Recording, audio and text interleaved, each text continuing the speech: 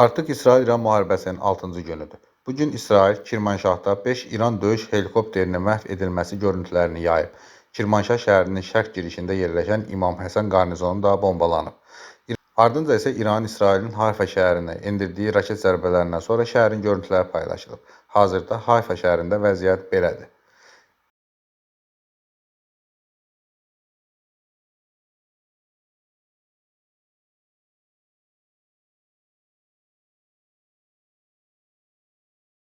İsrail İranın ən böyük kriptovalyutası olan Nobitexi sındırıb. 47 milyon dollardan çox aktiv itirilib və naməlum istiqamətlərə köçürülüb. Amerika Birləşmiş Ştatları qiyamət günü təyyarəsi Vaşinqtondakı Andrews bazasında görünüb. Sonuncu dəfə bu təyyarədən 11 sentyabr 2001-ci ildə istifadə edilib. Amerika Birləşmiş Ştatlarının hərbi dəniz qüvvələrinin bütün hərbi gəmilərini Bəhreyndəki bazasından çıxarıb. Türkiyənin Müdafiə Naziri və yüksək rütbəli hərbi komandirlər İran sərhəddi yaxınlığında yerləşən hərbi birlikləri yoxlamaq və qiymətləndirmək üçün Van vilayətinə səfər ediblər. Ağ Evdə keçirilən ötəngünkü qapalı iclas İrana zərbə endirmək qərarı olmadan başa çatıb. Bu barədə Wall Street jurnalı mənbələrə istinadən məlumat yayıb. Məlumata görə Vaşinqtonun Tehrana qarşı əməliyyatda hərbi iştirakı görüşdə müzakirə olunan bir neçə variantdan biri olub.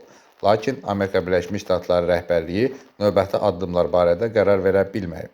Stat: Belə bir müzakirə faktının özü də gərginliyin dərəcəsini artırıb. Çünki məlum olub ki, Amerika Birləşmiş Ştatları İran probleminin güc yolu ilə həll imkanlarını nəzərdən keçirir. Statın sonu. İranın ali dini lideri Ayətullah Seyid Əli Xamneyi televiziya vasitəsilə xalqa müraciət edib.